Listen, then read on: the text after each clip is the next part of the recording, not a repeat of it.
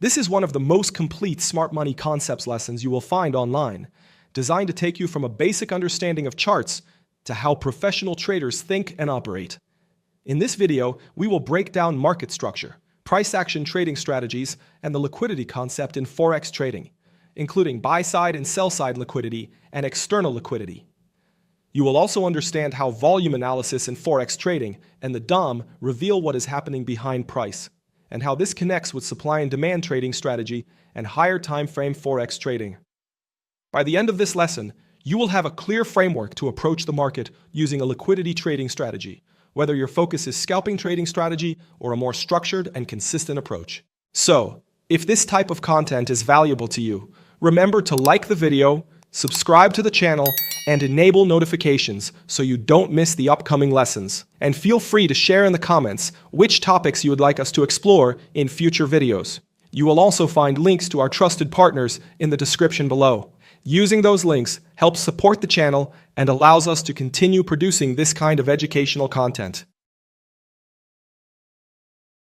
Now, let's get started with the market structure. The behavior of market movements can fundamentally be attributed to two main factors that consistently dictate the direction of prices: trends, which encompass both uptrends and downtrends, and the consolidation phase, characterized by choppy or ranging markets. Picture this as a perpetual cycle, where prices continuously oscillate between downtrends, uptrends, and consolidation periods, each gathering liquidity and institutional orders. Typically, prices need to consolidate following uptrends and downtrends. A vital initial step when analyzing your charts is determining whether the market is currently experiencing an uptrend, a downtrend, or is in a consolidation phase. To build a robust understanding, let's start with a straightforward overview of market structures before exploring the intricate details of advanced market dynamics. Consider an idealized version of a market structure reflecting a perfect uptrend. I term this as ideal because it's rare to encounter an uptrend in real markets that follows this pattern precisely. Markets don't usually move with such predictability. Nevertheless, to enhance our understanding of uptrends, let's examine this ideal model before shifting our focus to the more realistic uptrend structures that are more commonly observed. In a typical uptrend, prices will consistently create higher highs and higher lows. The pattern generally sees prices surpassing previous highs while sustaining the lows. An uptrend concludes when there is a break below one of the significant lows. To preserve the continuity of an uptrend, it's essential that these major lows remain unbroken. Additionally, when a price exceeds a major high, it results in a structural break and forms a demand zone, indicative of a break of structure, or BOS. Accurately identifying major highs and lows is crucial because it allows us to recognize signals for potential trend reversals or continuations. Without correctly pinpointing these key points, traders are at risk of misinterpreting market signals and potentially entering trades on the wrong side of the market. These principles are equally applicable in bearish scenarios. During downtrends, prices consistently form a sequence of lower lows and lower highs. In such scenarios, prices tend to break below previous lows while still respecting the previous highs. Let's explore the details of a realistic market structure, focusing on the more commonly observed uptrend patterns in the market. Consider a scenario where the price surpasses previous highs, breaking upward. At this juncture, a key question emerges. How do we pinpoint valid major highs and lows? To address this, let's examine the left side of the market structure. It is evident that the price underwent an upward trajectory until it began to retrace. The peak reached before this retracement is deemed the major high. Conversely, the lowest point during the bullish wave that triggered this upward movement and led to a break of structure and a new high is recognized as the major low. These 2 points are the critical external structures of the market, and any structure that develops between them is considered an internal structure. When the price surpasses the major high, marking a break of structure, BOS, it indicates a continuation of the upward trend. On the other hand, if the price drops below the major low, this should be interpreted as a signal of a trend reversal. The internal price actions within these external structures are secondary, provided the price stays above the most recent major low. Maintaining this condition signals that the market remains in a bullish phase. You might wonder why this low at the extreme is treated as the major low. The reason is that it represents the ultimate low point before the price starts its upward trajectory. This particular point is essential as it's the pivotal low that catalyzed the upward movement and the subsequent break of structure. Now, let's transition to the bearish scenario, which mirrors the bullish scenario. The bearish wave begins, leading to a structural break. We also identify a major low, marking the lowest point reached after the structural break.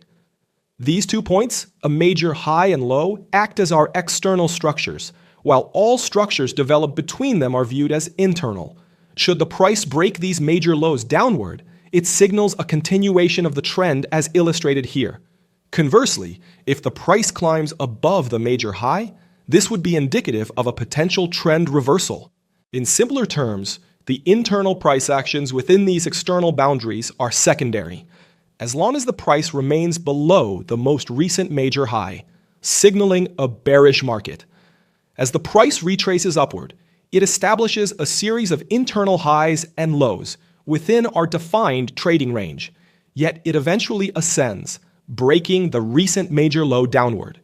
This internal high, situated at the extreme, is now recognized as the new major high because it marks the highest point reached before the price initiated a strong bearish push, resulting in another structural break. Following this, the price undergoes another retracement, forming another major low. After establishing various internal structures, the price sustains its downward momentum, creating a sequence of lower lows and lower highs. Having examined both ideal and realistic market structures, we now turn our attention to the underlying forces driving these patterns. This leads us into a vital component of smart money concepts, understanding the role of significant market players and the criticality of volume analysis. Large players, such as institutional investors, hedge funds, and banks, play a pivotal role in shaping the market structure. Their substantial capital and strategic trades can significantly influence price direction and market dynamics. By understanding their behavior, traders can gain insights into potential market movements before they become obvious to the general market. Volume is a powerful indicator that often precedes price movements. Analyzing volume can help us identify the accumulation and distribution phases, which are indicative of the activities of large players. For instance, an unusual increase in volume might suggest that smart money is actively taking positions, preparing for a significant move. By integrating volume analysis with market structure, we can better interpret the actions of large players. Look for patterns where volume spikes align with structural market changes. These are the moments when smart money is most likely active, and aligning our trades with these signals can increase our chances of success. To tie it all together, the actions of large players often lead to the formation of the highs and lows we observe in market structures. By mapping these alongside volume spikes and other smart money indicators, we are equipped to make more informed trading decisions that align with the underlying momentum dictated by the market's most influential participants.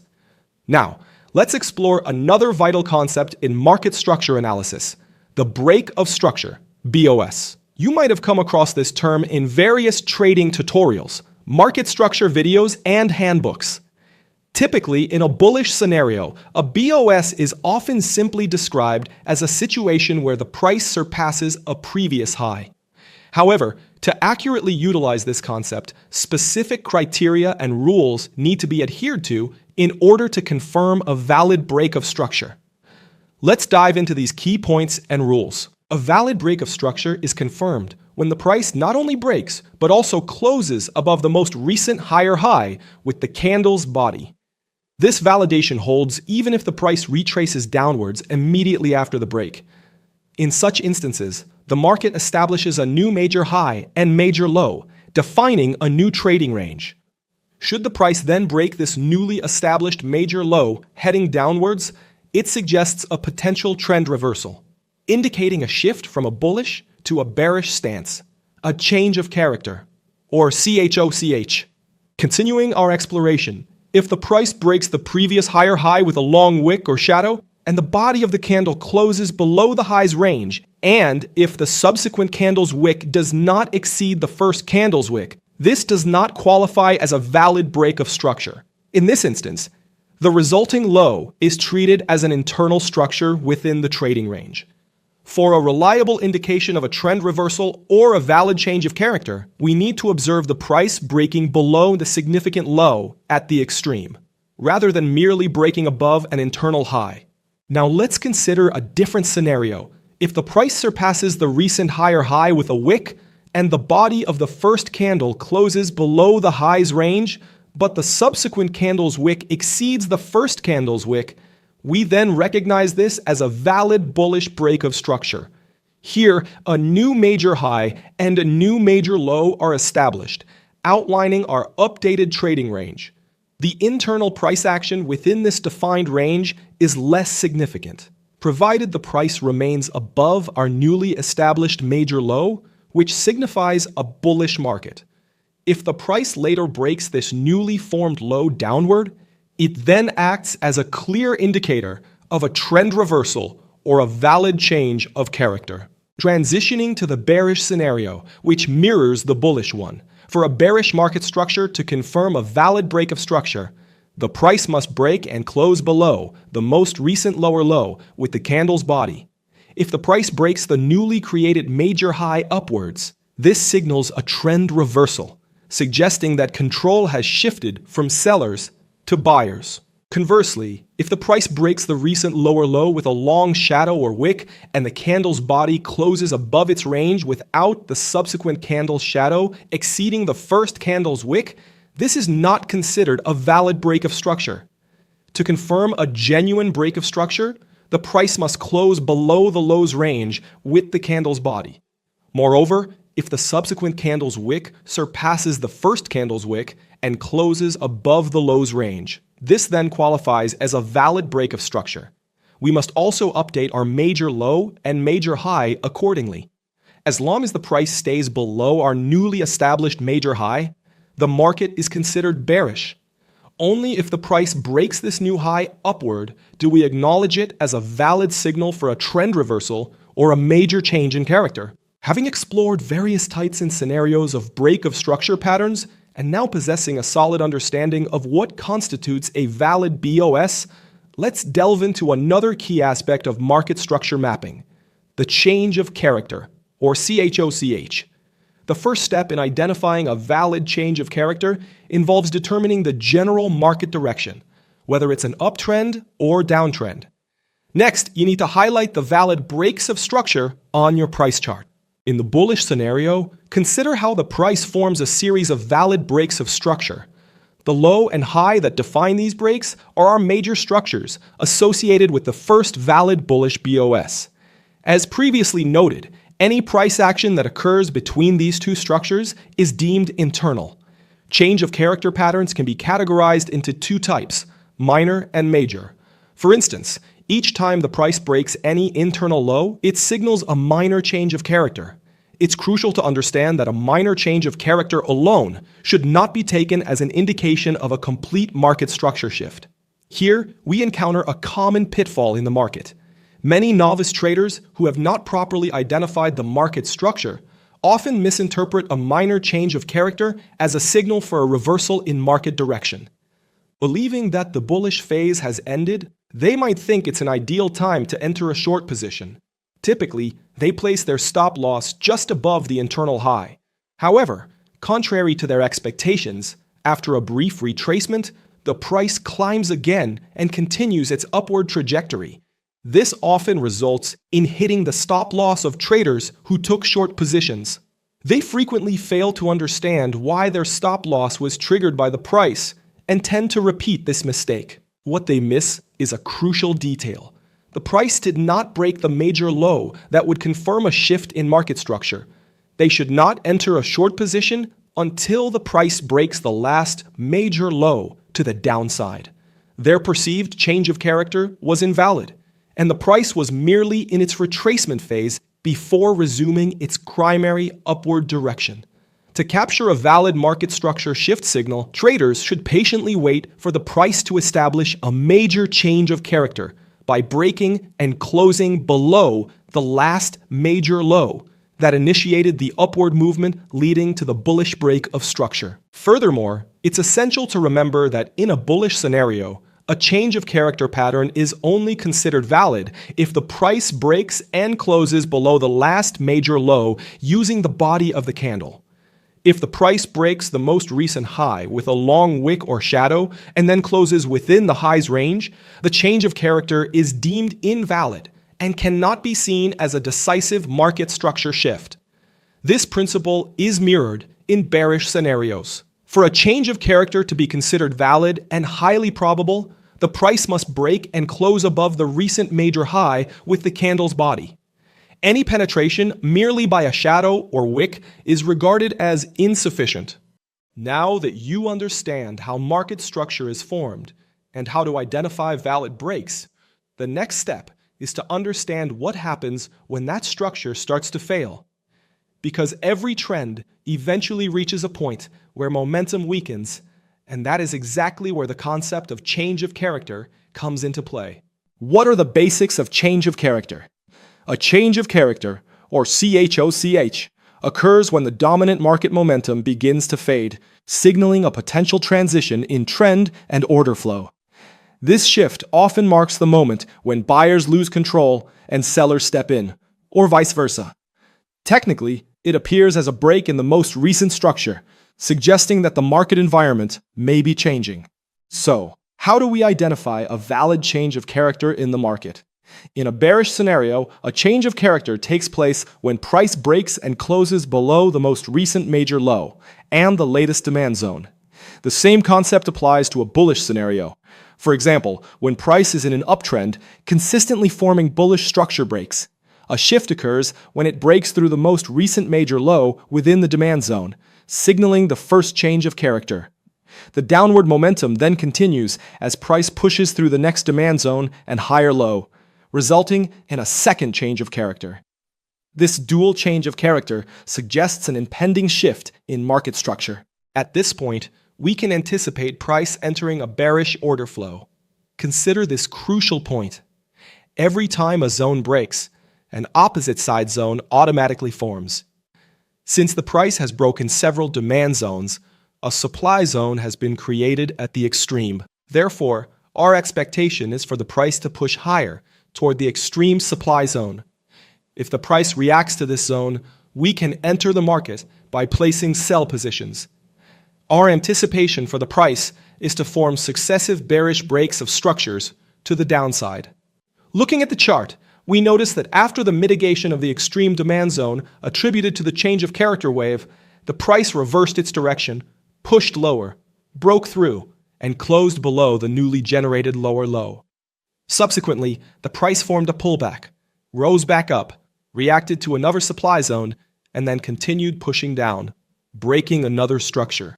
It is evident that the market's overall bullish structure has changed to bearish after the formation of the change of character pattern, and the price entered the bearish order flow phase.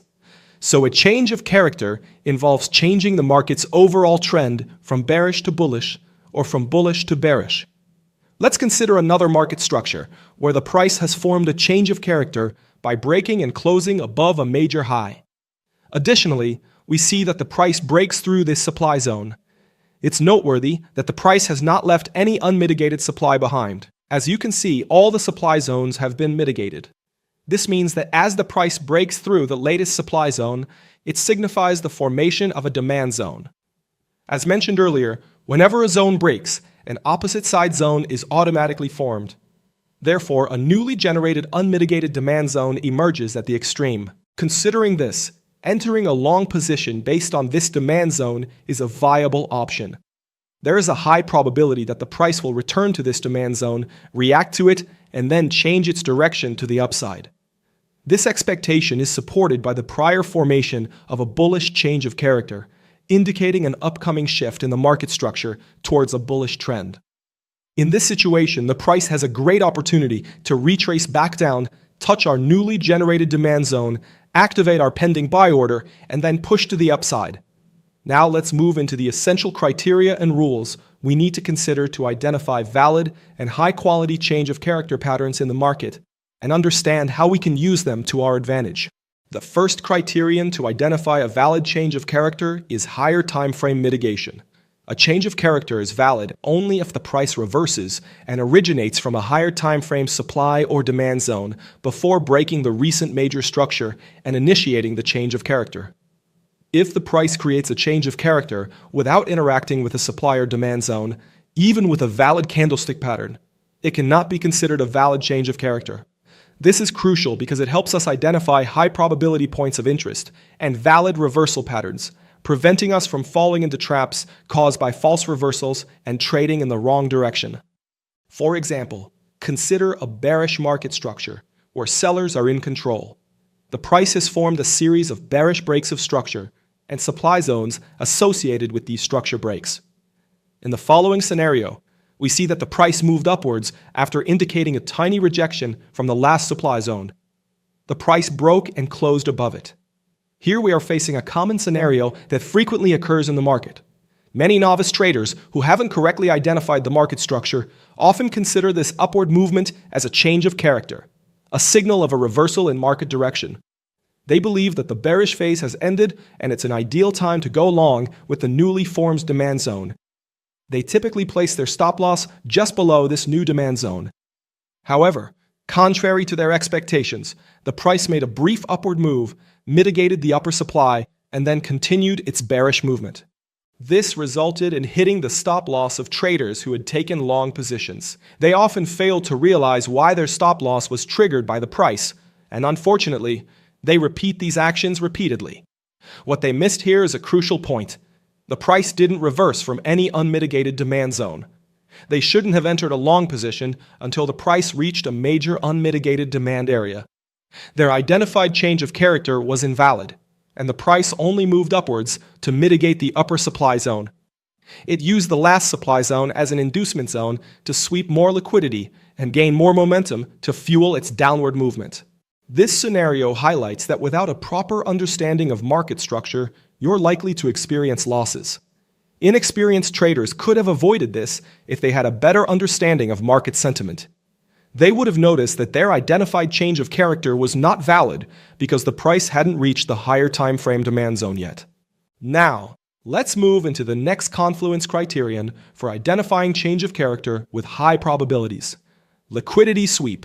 To obtain additional confirmation in identifying high-quality change of character patterns indicating an upcoming market structure shift, we should wait for the price to establish static liquidity zones near our identified higher time frame area of interest. We fully discussed static liquidity zones and their various types and models in the market in detail in our previous episodes.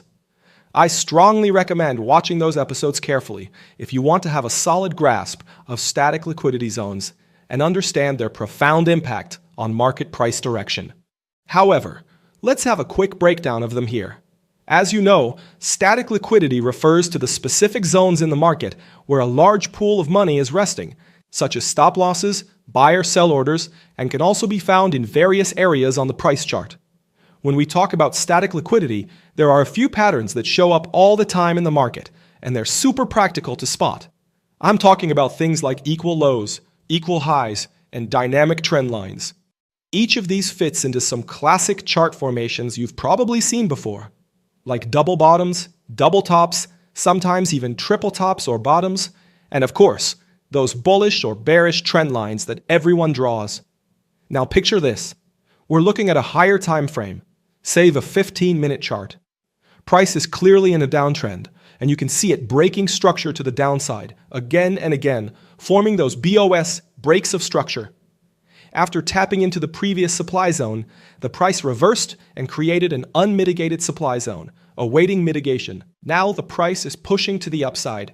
Zooming into a lower time frame, like the 1-minute time frame, we see that the price has formed a series of higher highs and higher lows on its path toward the 15-minute time frame supply zone. Just before tapping into the supply zone and right below it, the price created equal highs, forming a double top that accumulates great liquidity near our identified higher time frame supply zone. We see that the price sweeps the liquidity accumulated above the double tops, taps into the higher time frame supply zone, reverses its direction after mitigating the 15-minute supply zone, pushes downward, and creates a change of character by breaking and closing below the most recent major low, eventually breaking through this demand zone formed by the break of structure. As mentioned earlier, every time a zone breaks, an opposite side zone automatically forms. Since the price broke through the latest bullish demand zone, it has formed a supply zone right here, associated with the change of character's bearish wave. So here we have the confluence factors that we were looking for to identify a high-quality change of character pattern that provides a high probability in the market.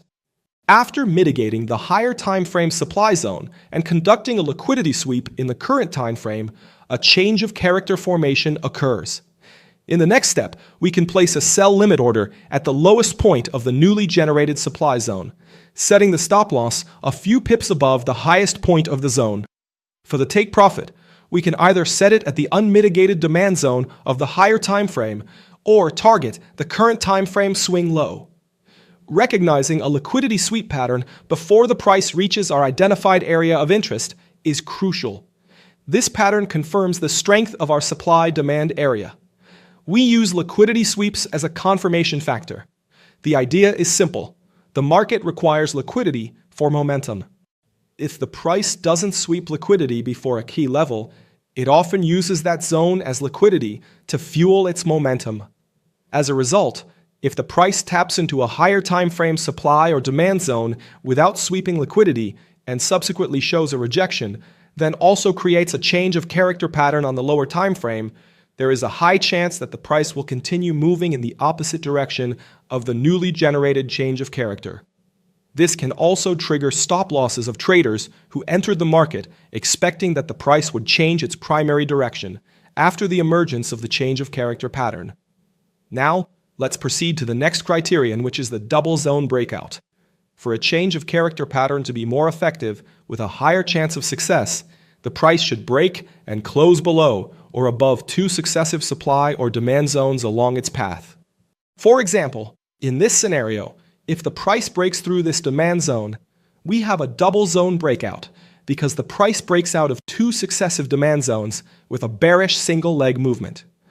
This pattern will be a strong confluence and confirmation for entering the market by opening short or long positions, depending on the bearish or bullish order flow. Let's consider a scenario where the price only created this supply zone. The price broke through and closed below the two demand zones, leaving a significant inefficiency behind. This provides a strong confirmation after the emergence of the double zone breakout.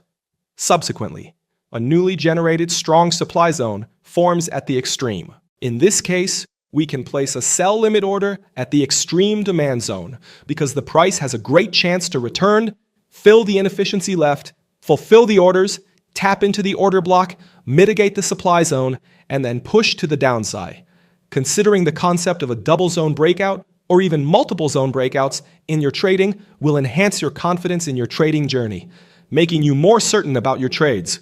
Now, let's explore another possible scenario of a double zone breakout that you might frequently encounter in the market. Once again, we have the same scenario with only one difference. The price couldn't break through the second demand zone with a single downside movement. We see that the price broke through the last demand zone and created this supply zone at the extreme.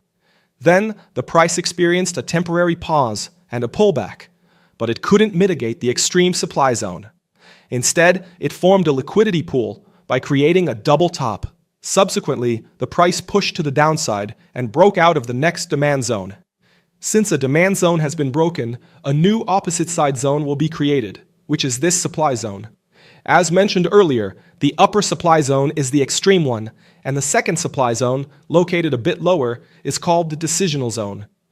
Please consider that we cannot place any trades based on the decisional supply zone because there is a high chance that the price will push higher to sweep the liquidity accumulated above the double tops and trigger the stop loss of traders who entered from the decisional supply zone. If you had entered the market from the decisional supply zone, there is a high chance that the price will push higher to mitigate the extreme zone and also sweep the liquidity accumulated along its way. If you had an order, you would be part of that liquidity. What we should do is wait for the price to sweep the liquidity accumulated in the market, tap into our extreme supply zone, and then we can enter the market. To wrap up, mastering the concept of change of character is essential if you want to stay ahead of market shifts and avoid getting caught in traps. Now that you understand how change of character signals a shift in market structure, the next step is to understand what actually drives that shift. Before we move deeper into execution, we need to look at the mechanics behind price movement. This next section focuses on the DOM and how liquidity and order flow interact in the market. If you're a beginner, this part is essential to build a solid foundation. If you are more advanced, you may already be familiar with these concepts, but we still encourage you to watch it to fully understand how the engine behind price really works. Before we get into the mechanics, let's anchor the purpose of this lesson. The DOM gives you a live view of how price forms on the chart by showing where liquidity sits and how orders interact. It is not about trading through the DOM. It is about understanding the engine that drives every candle you see. Now, let's look at the first concept you need to understand. Limit orders are passive offers. When you place an order to buy or sell only if price reaches a level you prefer, you are setting a passive order. These orders wait in the book and help shape the structure of the market, even though they do not move price on their own. If those are the passive orders, the active ones are the market orders. A market order tells the system that you want to buy or sell immediately at the best available price. These orders consume the passive limits waiting in the book. And this interaction is what physically pushes price from one level to the next on your chart. When you combine the buy and sell limit orders, you get the bid and the ask. The bid is the highest price a buyer is willing to pay, and the ask is the lowest price a seller is willing to accept. The difference between them is the spread, and it is the first space price must cross when a market order enters. The tool that displays this structure is the order book. The DOM is simply a visual way of seeing the buyers on one side and the sellers on the other, arranged by price. Even if you never trade with it, understanding its logic helps you interpret why candles accelerate, stall, reverse, or gap.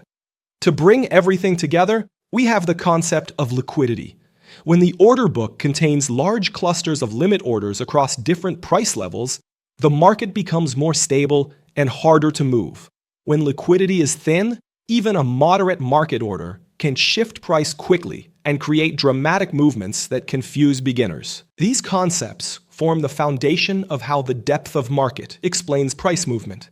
The DOM shows the underlying mechanics that create every reaction on a chart, offering insight into why price behaves the way it does. By learning these principles, traders gain a deeper understanding of market dynamics and can interpret chart behavior with far more clarity. Now that we have a clear understanding of the basic concepts, let's delve into the specifics of how the DOM functions and how you can utilize this powerful tool to enhance your trading approach. To keep it simple, let's imagine a scenario with only a few traders in the market, and we know all their actions. The market opens at 8 a.m., and the first trader enters. He wants to buy 5 contracts at a price of 98. He doesn't want to buy immediately, so he sets a buy limit order at this price, making him a passive buyer on the DOM. His buy limit order appears on the bid side with a quantity of 5 at a price of 98. 1 minute later, another trader arrives. He wants to sell 10 contracts at the price of 99. He specifies this price with a sell limit order, making him a passive seller. His sell limit order shows up on the ask side, indicating he is asking someone to buy 10 contracts at 99 per contract. The first trader is only willing to buy at 98 or lower, so his order remains on the bid side. Now, 2 more traders enter the market. Trader 3 wants to buy 2 contracts at 97, and Trader 4 wants to sell 3 contracts at 100. These new limit orders are displayed on the DOM, but none of them match, so the price doesn't move because each trader demands a different price. At this moment, we have 2 buyers willing to buy at 98 and 97, and 2 sellers willing to sell at 99 and 100. There's no agreement between them. Let's continue. Another seller, Trader 5, wants to sell 4 contracts at 99, just like Trader 2. This increases the ask size to 14, with 10 contracts from Trader 2 and 4 from Trader 5. Still, nothing happens, but suddenly an aggressive buyer enters and says, "I don't want to wait anymore. I want to buy 5 contracts now." This aggressive buyer uses a buy market order, which doesn't specify a price. The buy market order matches with the first available sell offer, which is at 99. So this aggressive buyer purchases 5 contracts at a price of 99. By doing this, he clears 5 sell limits on the ask side at 99. This reduces the ask size at 99 from 14 to 9. All these 5 sell limits at 99 belonged to Trader 2, who came first. Therefore, Trader 2 still has 5 contracts left to sell, waiting for more aggressive buy market orders at the price of 99. There are now 9 sell limits remaining. These will be filled in the following order. First, all the remaining sell limits of Trader 2, and then those of Trader 5. It's like a queue. The limit orders are sorted chronologically, following a first-come, first-served logic. Because Trader 5 came in later than Trader 2, he must wait until Trader 2's sell limits are filled. Now, an aggressive seller enters, causing the price to move. The current price is 99 because that's the price at which the most recent trade occurred. The aggressive seller wants to sell 3 contracts using a sell market order. Remember, the sell market order pairs with the first available bid from a passive buyer. In other words, it matches with the first available buy limit order on the bid side. Where is this first available buy limit? It's at a price of 98. So the aggressive seller sends a sell market order, and the passive buyer purchases from him because the passive buyer has a buy limit at 98. The price drops to match the sell market order with this buy limit. The aggressive seller sells 3 contracts, clearing 3 buy limits at 98 out of a total of 5 buy limits at this price. Since the aggressive seller cleared 3 buy limits, 2 buy limits remain at 98. Notice that the price moved down, yet the number of sell and buy orders is equal. The price didn't decrease because there were more sellers than buyers, but because the sellers were more aggressive. Now, what needs to happen for the price to move from 98 to 97? It's simple. More aggressive sellers must clear the remaining 2 buy limits at 98. Think of it as a barrier. This barrier of limit orders must be broken for the price to move. An aggressive seller comes in and sends a sell market order to sell 3 contracts. However, at 98, there are only 2 buy limits, so this barrier isn't strong enough to satisfy the aggressive seller. So, what happens? 2 sell market orders match with 2 buy limits at 98, clearing all the buy limits at this price. With no buy limits left at 98, the market must move lower to find more buy limit orders. So it moves from 98 to 97. At 97, the remaining sell market order pairs with a new buy limit, completing the aggressive seller's order to sell 3 contracts. This aggressive seller moved the market down because his market order was paired with buy limits at 2 different prices. His sell market order for 3 contracts matched with 2 buy limits at 98 and 1 buy limit at 97. Notice this. The price moved from 98 to 97, despite there being 1 seller and 2 different buyers. However, the number of buy and sell orders is equal. A sell market order for 3 contracts and buy limits for 3 contracts in total. Now, what do you see? At the price of 98, there are no sell limit orders. Remember, a market order doesn't specify the price. The price at which the market order is filled depends only on the availability of limit orders. So, where are the first available sell limits? They are at 99. An aggressive buyer now enters wanting to buy 1 contract using a market order. The actual price is 97. There are no sell limits at 98.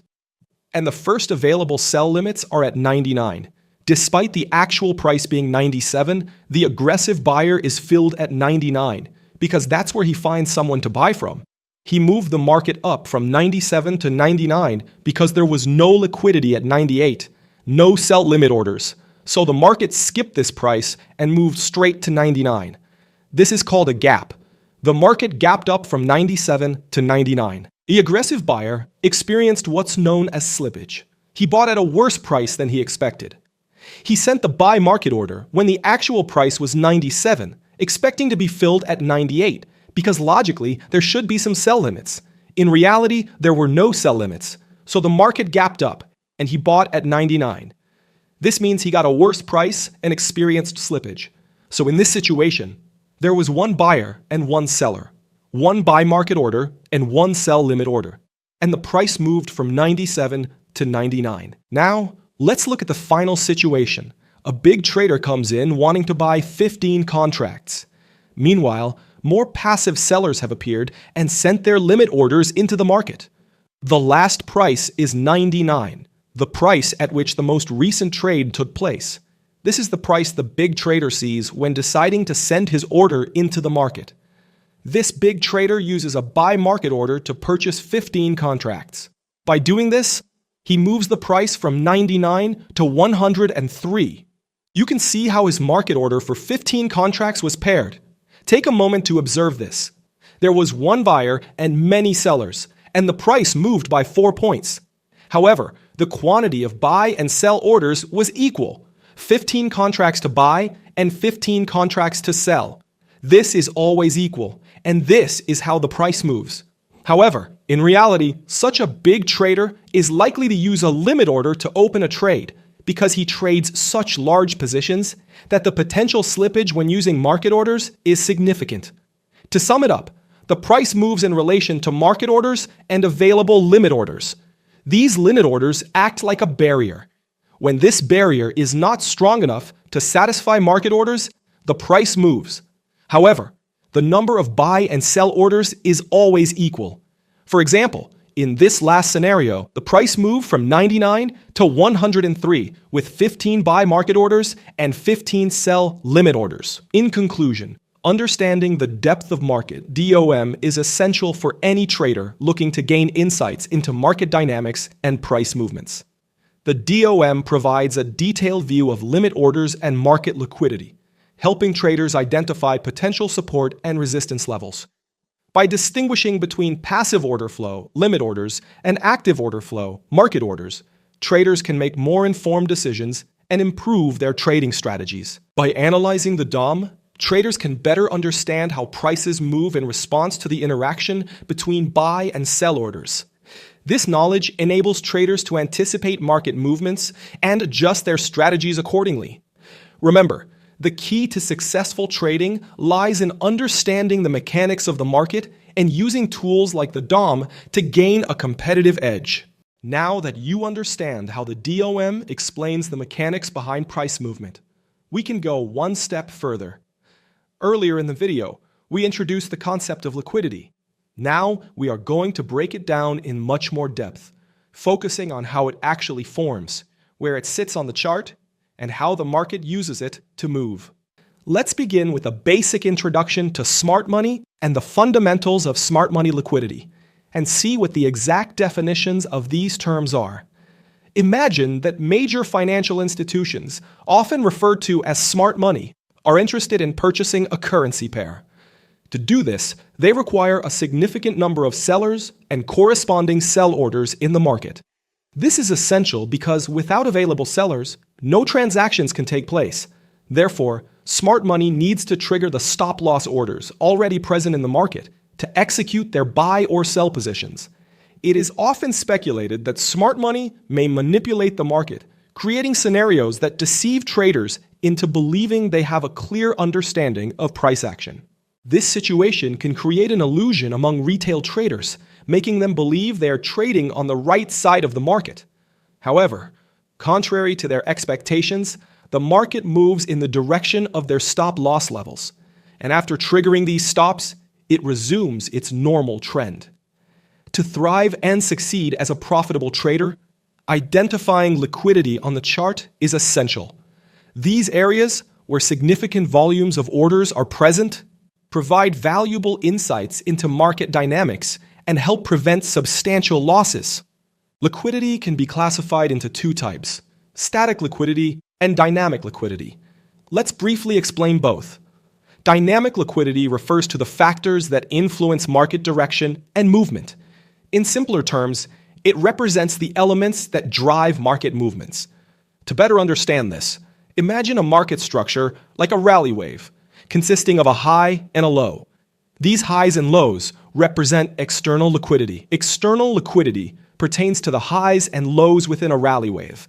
Conversely, the fair value gaps found within the range of the high and low are considered internal liquidity. Price in the market always moves between internal and external liquidity.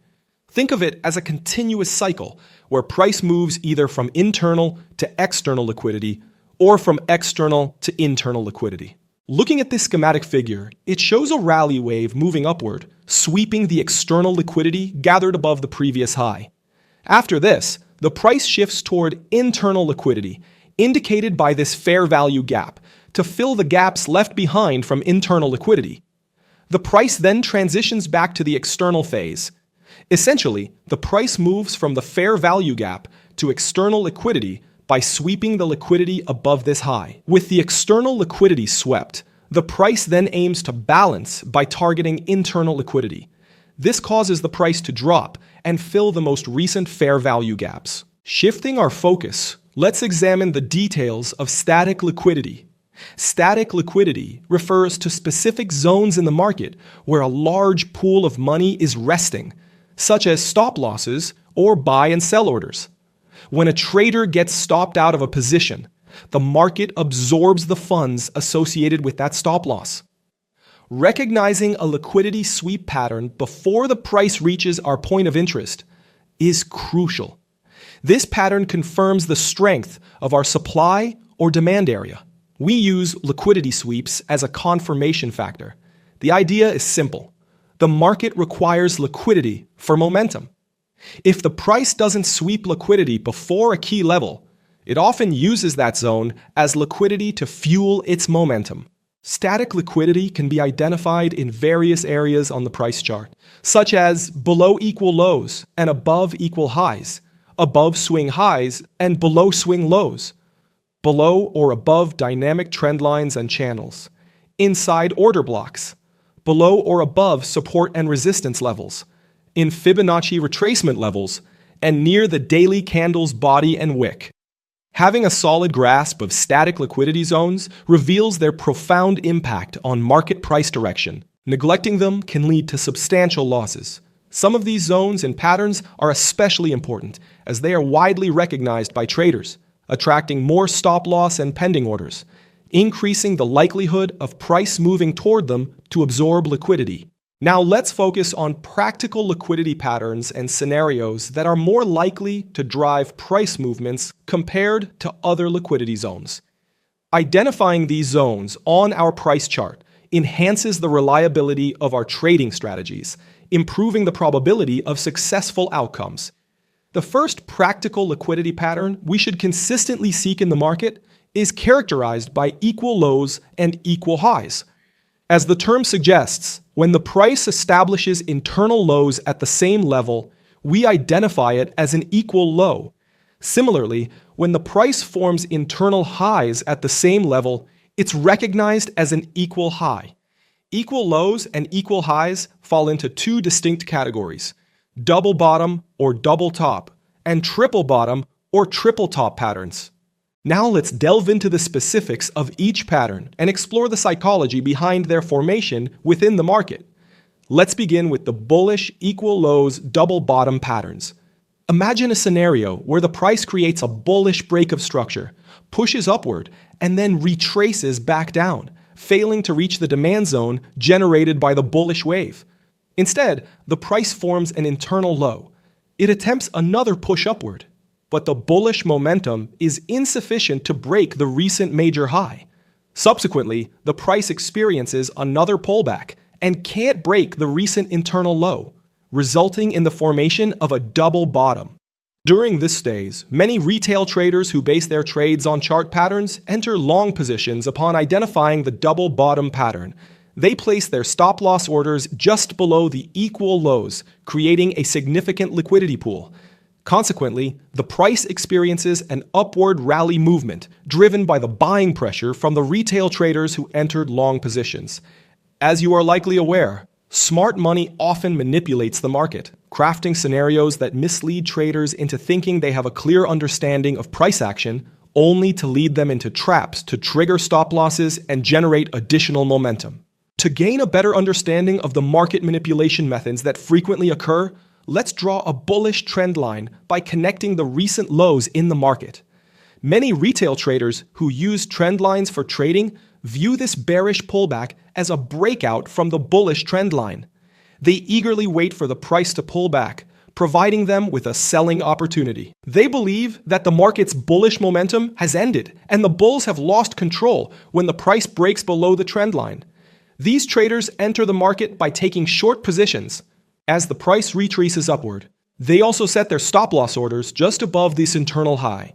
Notably, the price shows a brief reaction to the trend line and experiences a temporary bearish wave.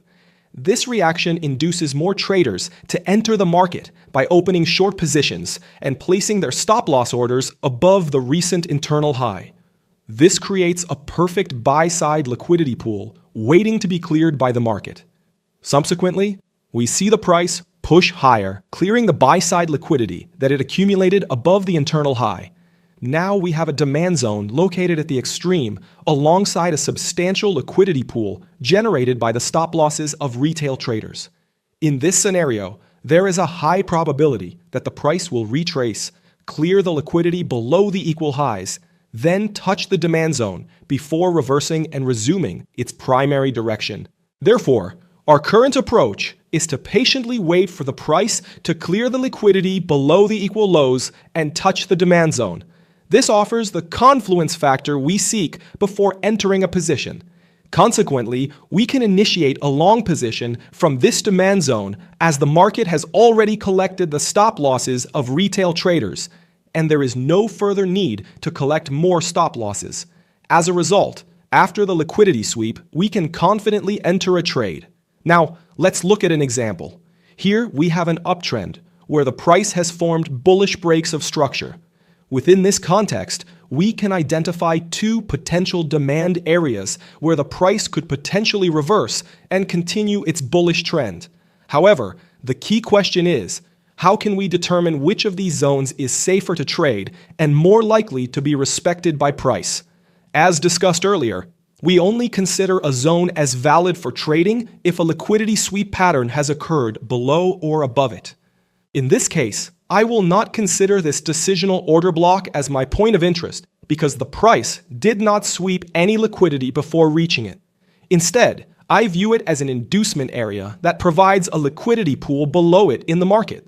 Furthermore, there is a substantial liquidity pool formed below the equal lows and the inducement demand zone, suggesting the presence of pending orders and stop losses waiting to be triggered and swept by the market. By focusing on zones with liquidity sweep patterns, we can increase the probability of trading setups that align with market dynamics and reduce the risk of falling into false signals or traps. The presence of the liquidity pool above our identified demand zone provides additional confirmation for a potential price reversal from our point of interest. Now that we have the desired confluence, our next step is to patiently wait for the price to sweep the liquidity below the equal lows and the inducement area. Once the price enters our extreme order block zone, we can consider entering a trade. Moving forward, let's discuss the triple bottom. The principles that apply to the double bottom pattern also hold for the triple bottom. The only difference is that in a triple bottom, the price forms 3 equal lows instead of just 2. When retail traders identify a triple bottom pattern, they enter the market by opening long positions. They also position their stop-loss orders just below the equal lows, creating a substantial liquidity pool ready to be cleared. As the market's dominant direction is bullish, it must trigger a significant number of stop losses in order to continue its upward movement. Hence, when the liquidity pool formed by the accumulation of numerous stop losses and pending orders is cleared by the price, it signals an opportunity to consider entering a long position from the demand zone located below the liquidity pool. This is because there are no more stop losses left to be taken. Now let's move on to equal highs. As previously discussed, equal highs fall into two categories: double tops and triple tops. If we look at this double top pattern on the left side, it's clear that the bears are in control.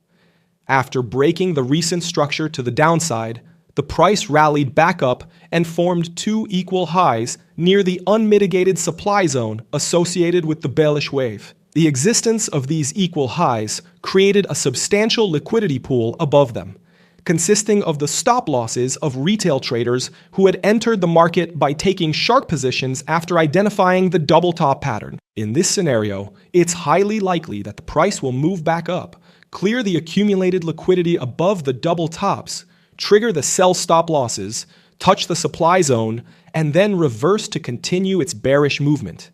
The same concepts apply to the triple top pattern. Numerous stop losses and pending orders are situated above the triple tops, increasing the likelihood that the price will return to clear the accumulated liquidity above the equal highs. As a result, we can consider initiating a short position from the upper supply zone. Since the market has already absorbed the stop losses of retail traders, there is no longer a need to collect more stop losses. As mentioned previously, the primary objective of smart money is to clear out all the stop losses of retail traders. To increase the likelihood of a successful trade with a high chance of winning, it's essential to enter the market after stop losses have been cleared. It's important to note that if the price doesn't clear the liquidity before reaching a point of interest, there's a strong likelihood that the price will use that zone as a source of liquidity to drive its momentum. Next, we'll explore the second practical liquidity pattern that we should consistently look for in the market: trendline liquidity. Let's start with the bullish scenario. Consider a structure like the one illustrated on the left side. We can see that the price formed a bullish break of structure to the upside, leaving a great inefficiency behind. Following the creation of a new major high, it retraced downward and then began forming a series of small breaks of structure with extremely tiny and choppy movements to the upside, without any significant liquidity sweeps. The key factor here is the repetitive formation of these small breaks of structure.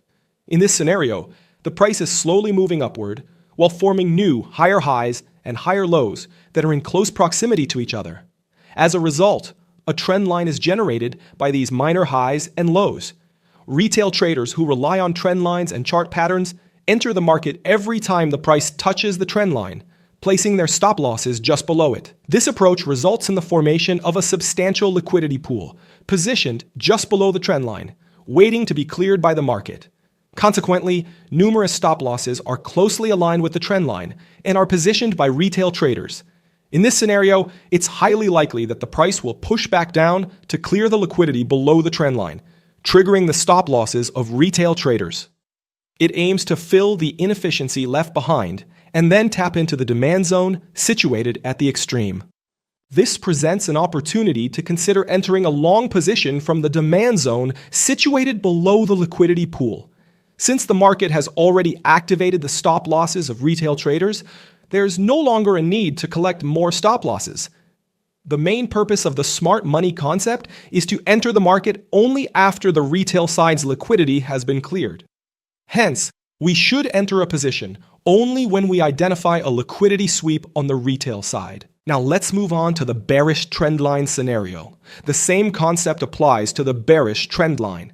In this scenario, you can see that the price has formed a bearish break of structure, and there is an unmitigated supply zone generated by the bearish wave. The price moved downward with inefficiency and then started to form small breaks of structure to the downside repeatedly. Additionally, the price created a trend line using these minor structures. This trend line induced many retail traders to enter the market by taking short positions and placing their stop losses above the trend line. Consequently, a significant liquidity pool is positioned below the upper supply zone. All we need to do is wait for the price to clear the liquidity located above the trend line, triggering the stop losses and then reaching the supply zone. This provides a strong confluence factor we look for before entering a position. Consequently, we can open a short position from this supply zone after the liquidity from retail traders has been cleared and the inefficiency has been filled. there is a higher likelihood that the price will reverse from the upper supply zone and continue in its dominant direction, in this case, the bearish direction. In conclusion, understanding liquidity is crucial for successful trading. Recognizing liquidity patterns such as equal lows and highs and the tactics used by large financial institutions helps traders avoid common traps and make profitable trades. Mastering these concepts allows traders to anticipate market movements and make more informed decisions. Incorporating these insights into your trading strategy can enhance your ability to navigate the market, minimize losses, and increase success rates. Now that you understand how liquidity forms and why it drives market movement, the next step is to identify exactly where that liquidity sits on the chart. Because in real market conditions, liquidity is not random. It builds in specific areas where orders are concentrated. And these areas are what we define as buy-side liquidity and sell-side liquidity. To understand how these areas form, we need to look at how price behaves during accumulation and distribution phases. In these phases, price often forms equal highs and equal lows before the next major move begins, whether that is markup or markdown. At the same time, we typically see a support level forming at the bottom and a resistance level at the top. Retail traders typically look to buy when the price reaches the support level, placing their stop losses just below it. This creates a substantial liquidity pool beneath the support level, consisting of the stop losses of these buyers ready to be triggered by the market. Additionally, it includes sell stops from retail traders who plan to sell if the price breaks below the support level, believing that such a break will initiate the markdown phase. On the buy side, when we encounter a resistance level at the top of the equal highs, many retail traders look to sell as the price reaches this resistance, setting their stop losses above it. We also see buy stop orders from retail traders expecting the price to continue rising if it breaks through the resistance. This scenario creates a well-defined liquidity pool with various types of orders ready to be swept by the market, both above the equal highs and below the equal lows. Therefore, we have buy-side liquidity at the top of the phase and sell-side liquidity at the bottom. In essence, these concepts represent the same idea, but in opposite directions. Buy-side liquidity refers to areas in the chart where there is a concentration of stop-loss orders, as well as the potential buy-stop orders from long retail traders who operate on breakouts. Sell-side liquidity, conversely, refers to areas in the chart where there is a concentration of stop-loss orders, as well as the potential sell-stop orders from short retail traders who operate on breakouts. Next, we'll examine how the market responds when it encounters these liquidity zones. Suppose the price is moving towards equal highs, and retail traders start selling as it nears the resistance, placing their stop losses above it. If the price pushes upward and breaks through the resistance, it triggers the stop losses of those who entered short positions, generating significant buying pressure as these short positions are covered. Additionally, it activates the buy stops of traders entering long positions post-breakout. This combined buying pressure leads to a surge and creates inefficiencies at the top of the structure, potentially encouraging more traders to open long positions in response to the increased market momentum. These scenarios can occur in both accumulation and distribution phases. The only difference is the direction the market ultimately follows. What truly matters is understanding that liquidity must be taken before the next expansion begins. Smart money does not move price randomly. Its objective is to access liquidity, and that liquidity sits where retail traders place their stop losses. That is why the market often sweeps those stops before making a meaningful move. If price approaches a key level without clearing liquidity first, that level frequently becomes the fuel for the next expansion. Liquidity must be collected before price can continue. Now, to understand this more clearly, let's consider a scenario where smart money aims to execute a large sell order. As the price moves upward toward buy-side liquidity, it breaks through the resistance level. This triggers the stop losses of retail traders who were short near resistance, forcing them to buy to cover their positions. At the same time, it activates buy-stop orders from breakout traders. This sudden influx of buying pressure creates the liquidity needed for smart money to execute large sell positions. With this significant influx of buy orders, Smart money seizes the opportunity to execute their large sell orders. By doing so, they induce numerous buy orders into the market, which allows them to sell a large volume without causing a significant initial price drop. Once these sell orders are executed, the price enters the markdown phase, pushing downward. This scenario illustrates how smart money capitalizes on buy-side liquidity. They trigger buy stop orders and stop losses to generate the necessary liquidity for their large sell orders, then use this liquidity to move the market in their favor. A similar concept can be applied to sell-side liquidity, where smart money triggers sell stop orders and stop losses below support levels to generate liquidity for their large buy orders. Now, I'm going to explain one of the most important concepts every trader must understand, because it lies at the very core of market structure and liquidity. If you're new to market structure, we strongly recommend watching our market structure video here on the channel before continuing. So, let's take a look at how liquidity builds and shifts within a bullish market structure. In this diagram, each step illustrates how price reacts as liquidity is created, taken, and redistributed. Number 1. From swing low to swing high. We start with a move from a swing low up to a swing high. This forms the external bullish structure. The swing high becomes our key reference point, the level we'll be watching throughout the move. Number 2. Internal corrective structure. Inside this larger bullish leg, price starts to correct, forming a downward channel. The upper line of this channel gathers buy-side liquidity just above the internal highs, and the lower line builds up sell-side liquidity below the internal lows. Within this correction, we already have two zones where liquidity is concentrated. Number 3. Double bottom inside the internal structure. At the lower edge of the channel, price creates a double bottom. This is a key area where buyers have their stop losses and sellers find liquidity, a sign that the market is preparing to trap one side before moving in the opposite direction. Number 4. Breakout of the bearish channel without breaking the swing high. After forming that double bottom, price breaks to the upside, crossing the channel's upper line. This breakout captures internal buy-side liquidity, but notice, it still doesn't break the main swing high. It's a short-term move inside the larger structure. Number 5. Double top, still inside the internal structure. Price reaches the region of the swing high but stops right there, forming a double top. This creates another zone of buy-side liquidity above the equal highs, fuel for a future move. Number 6. Pull back to sweep liquidity below the double bottom. From the double top, price retraces downward again.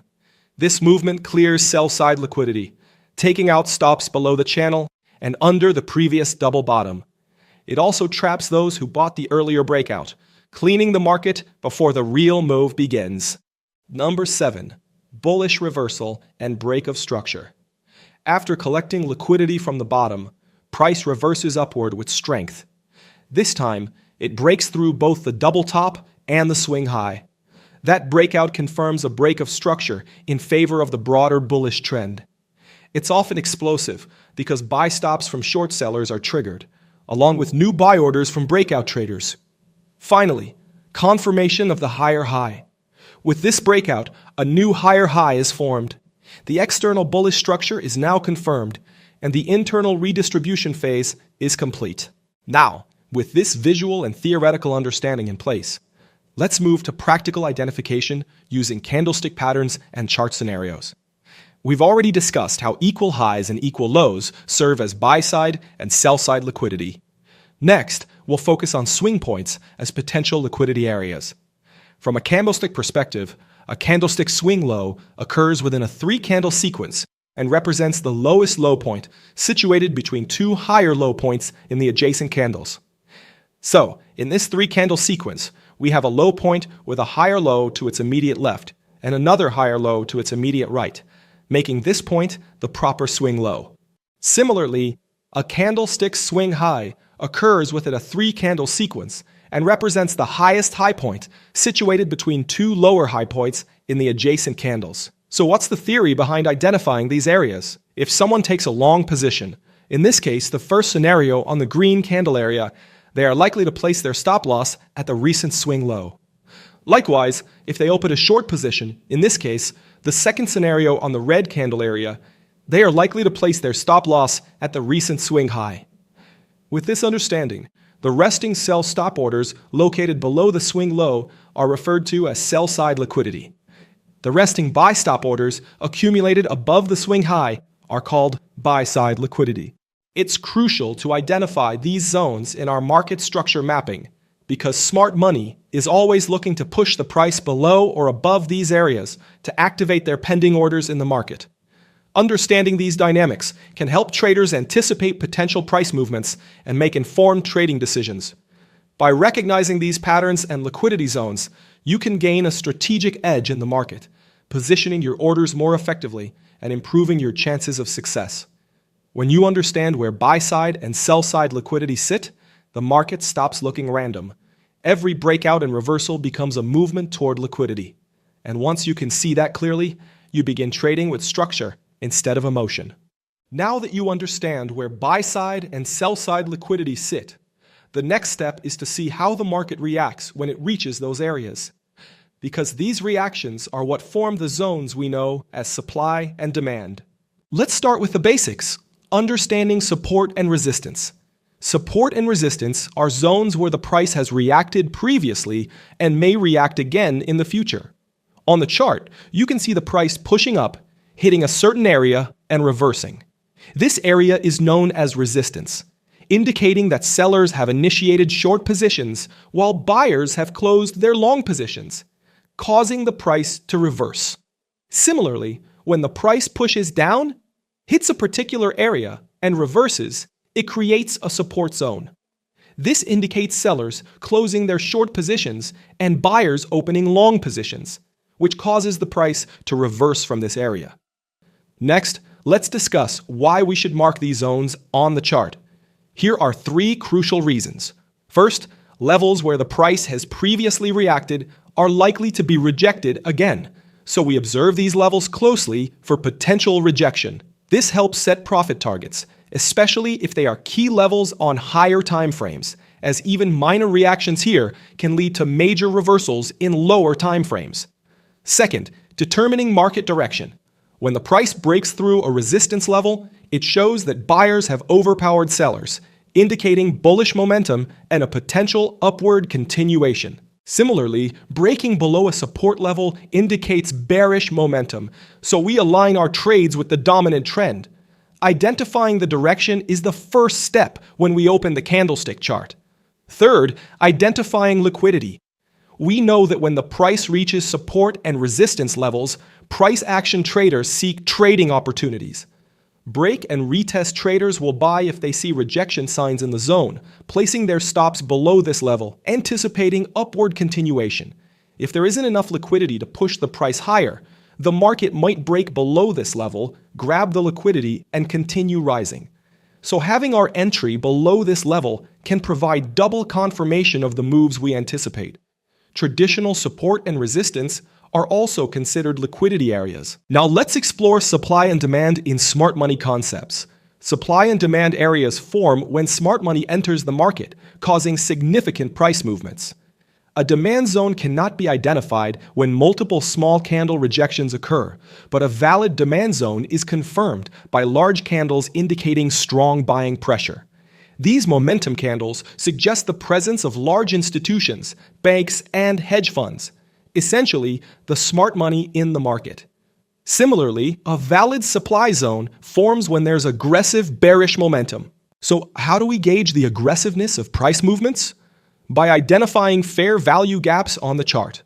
We won't go into detail here on how to perfectly identify a fair value gap of 3 or 4 candles, as we have a specific and detailed video on this topic. I invite you to watch that video for a deeper understanding.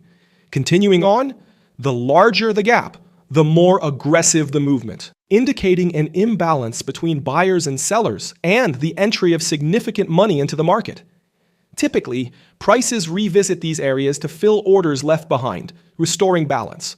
Another key factor in validating a supply or demand area is the break of a structural level to confirm momentum, providing crucial insights for making informed trading decisions. If you're not familiar with market structure concepts, check out our previous videos on the topic. The links are in the description. Next, let's discuss how to draw supply and demand zones on the chart. Let's start with the basics. Identify fair value gaps and breaks on the chart. When we find a move with these criteria, we mark the demand zone by drawing a rectangle from the high to the low of the last candle that created the fair value gap. The same applies to bearish scenarios, regardless of the candle's color. Mark the last candle that created the fair value gap as the supply zone. Traders have various methods to mark these zones, but the key point is to place your stop loss in a safe position to protect against market fluctuations. We classify supply and demand zones into 3 types based on market structure: order blocks, order flows, and consolidation areas. Order blocks are optimized supply and demand areas with aggressive buying and clear fair value gaps, leading to a break of structure. The latest candle creating the fair value gaps is marked, and the liquidity sweep below this candle is noted before the price takes off.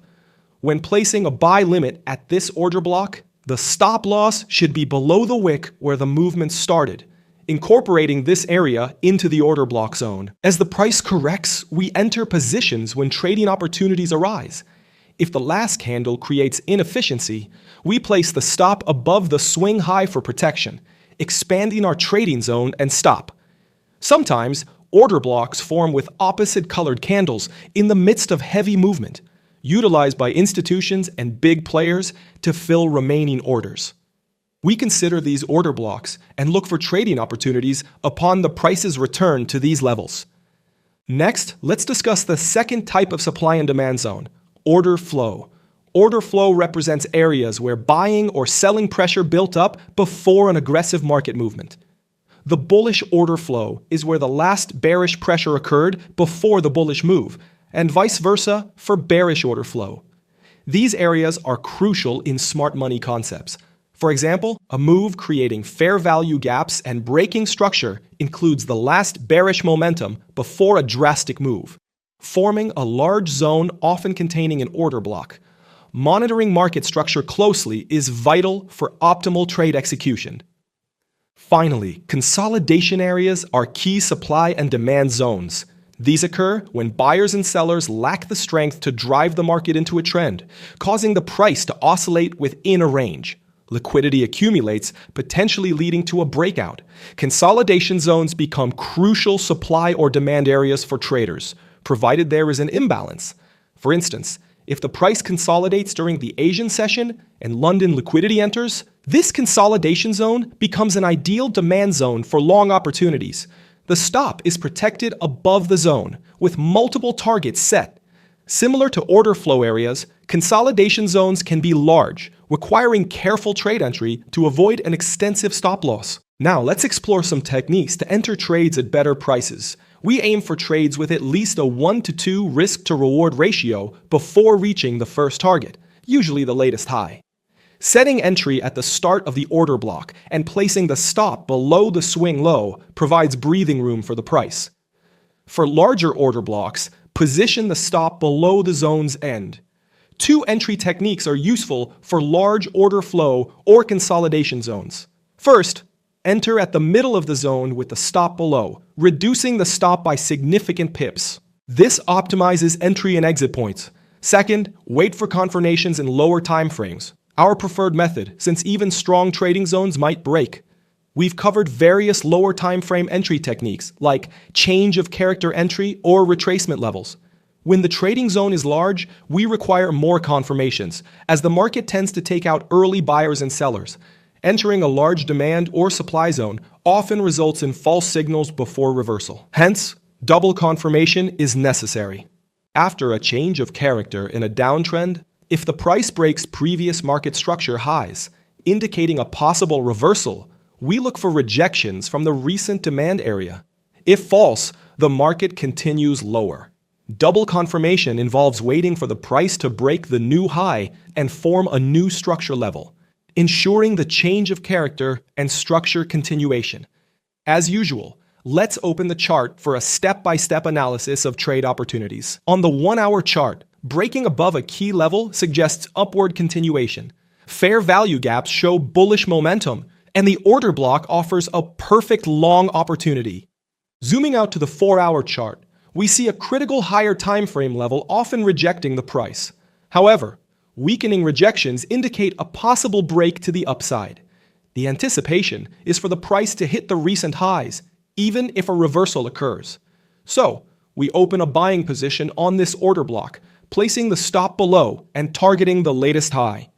The order triggers during the high liquidity London session, another confirmation of the anticipated move. To wrap up this first part of our Smart Money Concepts ICT course, you now have a complete framework to understand how the market truly moves. We started with market structure, then explored change of character, broke down liquidity, understood how price is formed through the DOM, and finally connected everything through supply and demand.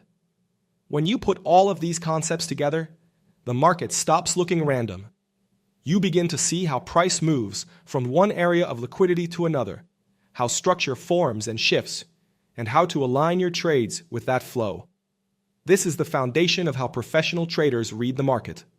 So, trader, if this video helped you gain more clarity, make sure to like the video, subscribe to the channel, and turn on notifications so you do not miss the next lessons. And let me know in the comments which topics you would like us to explore in future videos. If you want to go deeper with exclusive content, early access to videos, and additional tools to support your development, consider joining the ComLucro trader community right here on YouTube. It's a simple way to support the channel and a smart investment in your growth as a trader. You will also find links to our trusted partners in the description below. Using those links helps support the channel and allows us to keep producing this kind of educational content. Please also remember that the mission of the ComLucro channel is simple.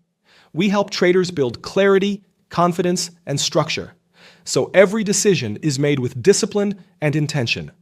Here you will find complete courses designed as a true trading masterclass.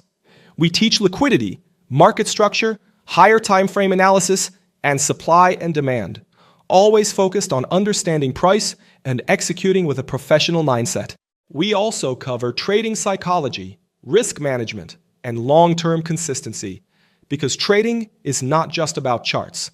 It is about mindset, discipline, and execution over time. Our main courses include Smart Money Concepts, ICT, Technical Analysis, Trading Psychology, and CHoCH. Alongside that, we share insights from respected traders whose work helps you better understand how markets really behave. Thanks for watching, and I will see you in the next video.